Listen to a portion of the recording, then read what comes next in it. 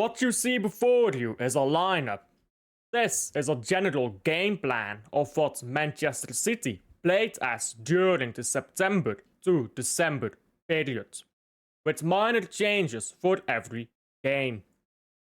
Donnarumma in the goal creates solidity in the back, while providing an efficient passer under pressure, although he provides a limited degree of long balls.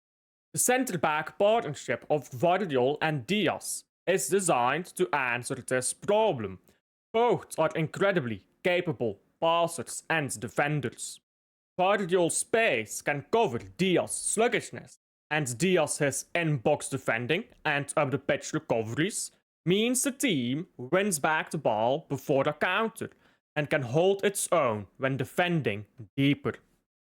O'Reilly and Nunez both provide balanced fullbacks. O'Reilly can hold the width, come inside to add scoring presence, and invert into midfield.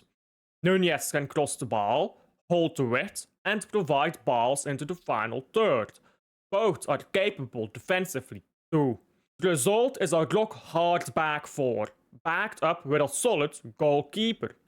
Yet somehow, this back four also has a great ability to pass, serve as a supporting role in playmaking, and provide tactical versatility, with the likes of O'Reilly, Guardiola and Nunez their ability to execute multiple roles, as well as John Stones and other players such as Guehi who have been bought in January.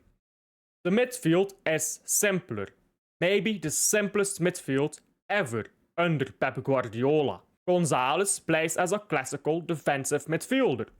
Gonzalez in the 6 provides a perpetually deep player in front of the back four, with at least one fullback pushing up at all times. This creates a 3-1 rest defense in possession. With the 8 dropping down out of possession, it becomes a 3-2, reminiscent of Man City's treble winners and Maresca's Chelsea. Gonzalez's role is simple: hold the midfield. He won't create, he can retain, but it will not be anything fancy, and he won't make regular line-breaking passes. But he will hold the midfield in a way that few can. This creates a unique opportunity to play incredibly attacking football without forfeiting your defense too much. This is done by playing one progressor, we shall call him the tempo setter, in front of Gonzalez. This has typically been Bernardo Silva. And also by playing 4 attacking-minded players, more on them later. Bernardo Silva functions as the connective tissue between Nico Gonzalez and the attackers. Many have called this system of Pep's a 4-1-4-1. However, I find it more closely resembles an old-school Brazilian 4-2-4. Out of possession, Silva can drop next to Gonzalez. In possession, Silva will retain possession and progress it to the attacking players. The result is a constant equilibrium in midfield.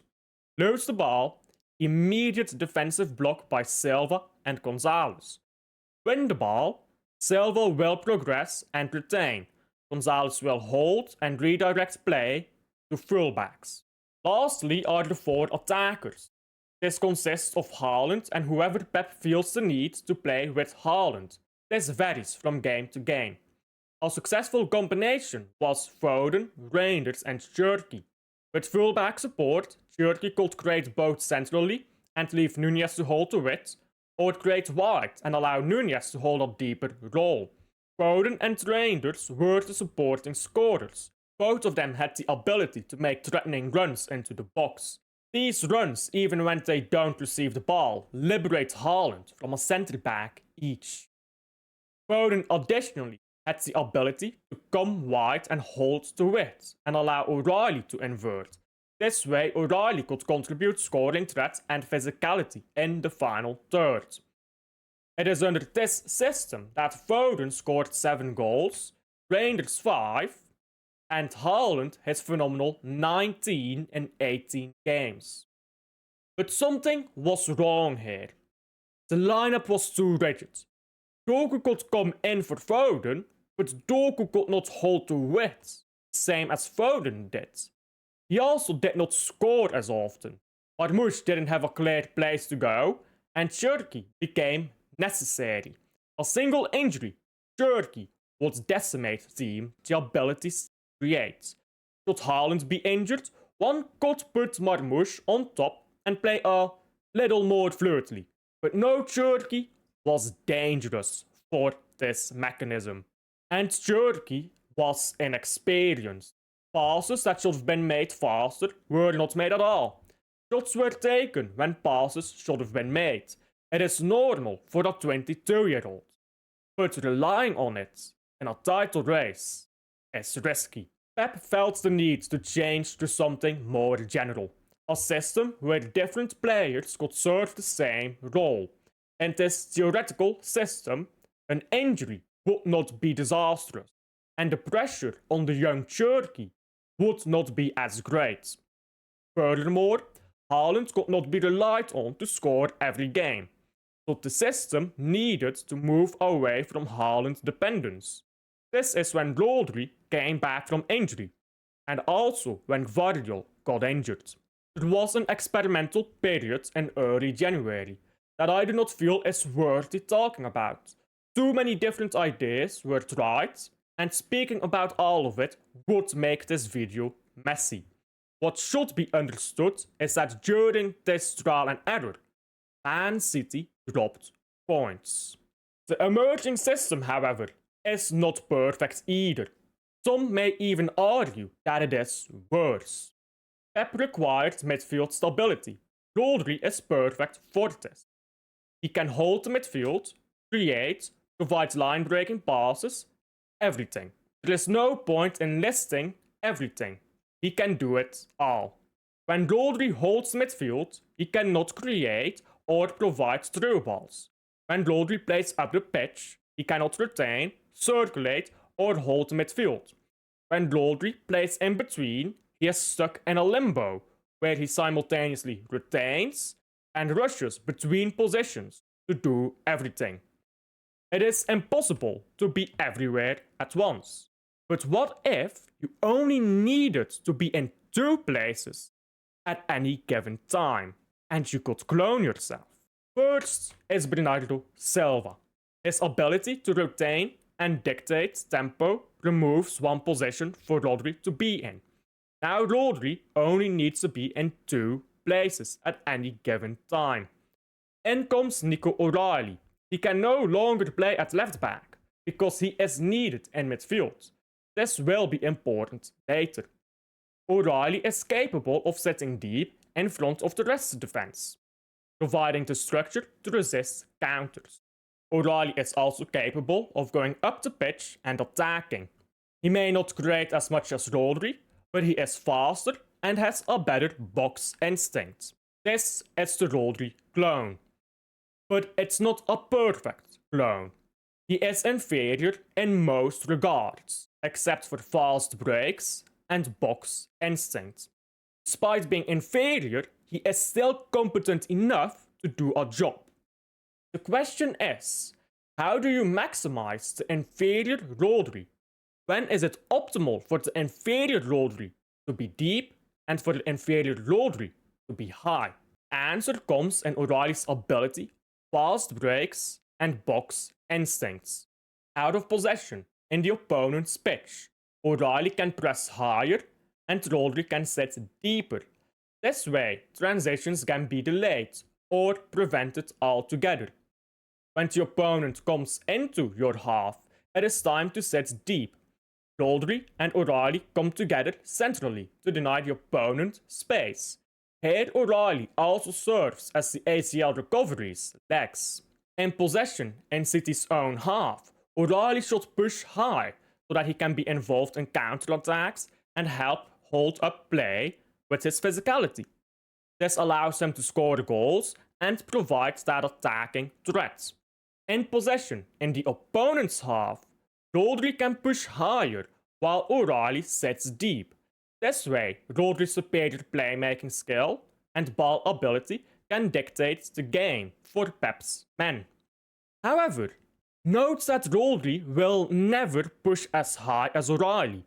He is not as fast on the break, and he will not be able to cover the same distances. This means that if the opponent is sitting back really deep, it becomes O'Reilly again who pushes forward. Rodri should stay out of the box, but O'Reilly, with his superior pace and box instinct, is free to enter. A big portion of this video has been spent on explaining the interaction between just two players in Pep's new system. Here lies a big problem: complexity. Whereas the previous system was a lot more simple, this system is a lot more intricate. O'Reilly's absence from the left back role means Aït-Nouri plays there instead. Aït-Nouri at left back is capable of exercising the same role, but whether he is superior or comparable defensively and physically is not so clear. Guehi, Diaz and Nunez make up the rest of the back four. The purpose of this back four is to mimic the previous O'Reilly, Guardiola, Diaz, Nunez back four. In this, it mostly succeeds, albeit details are different.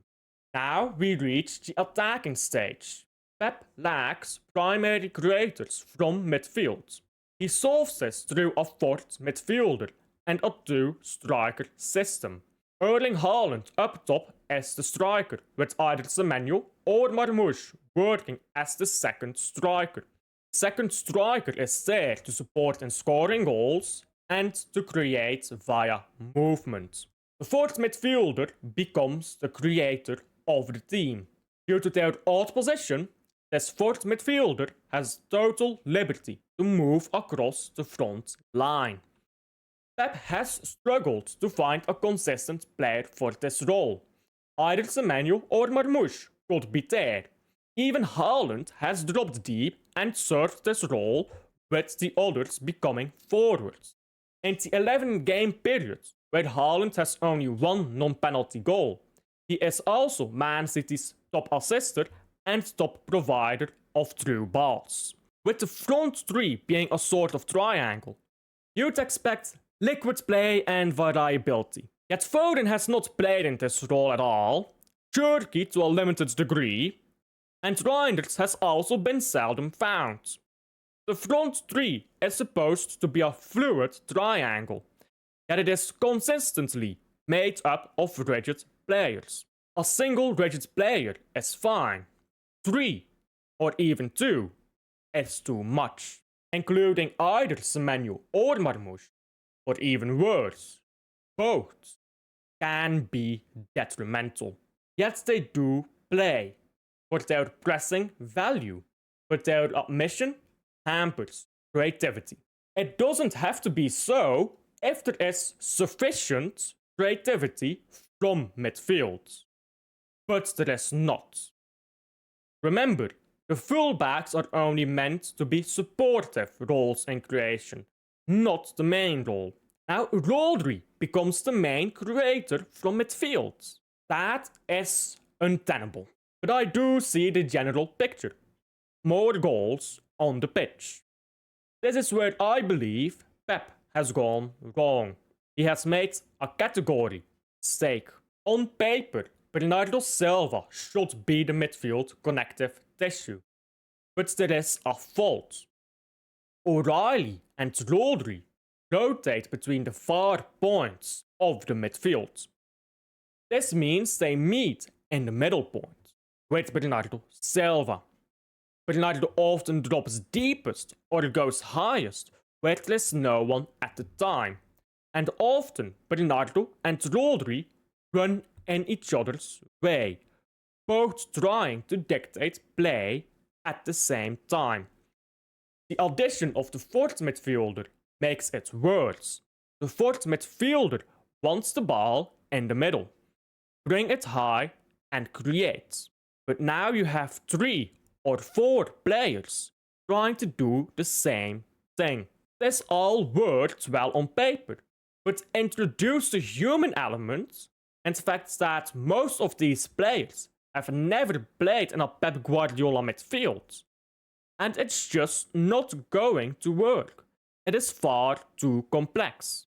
And even if it wasn't, Rodri and Bernardo both demand to dictate tempo. There is a redundancy. Bernardo is not someone who has the two skills like O'Reilly. When Rodri takes the defensive spot, O'Reilly goes up. When Rodri goes up, O'Reilly takes the defensive spot. Bernardo is the tempo setter, yet Rodri is better at it. So when Rodri tries to take over, Bernardo is left to do nothing. So where is this category mistake I speak of?